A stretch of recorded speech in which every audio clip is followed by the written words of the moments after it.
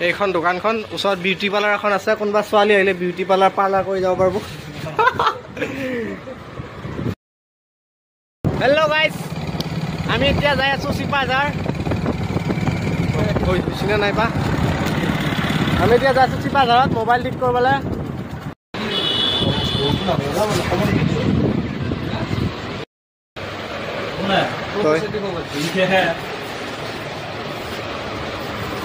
ক'ত চাহ পায় হা ৱাইন শ্বপত চাহ পায় এইখন আমাৰ চিপাঝাৰৰে এই চি পিনটো থকা দোকান দাদা আপুনি এবাৰ মুখখন ঘূৰাই দিব ইয়াতে আপোনাৰ মোবাইল ভাল কৰা হয় সকলো ধৰণৰ এই আপোনাৰ এইটো হেৰি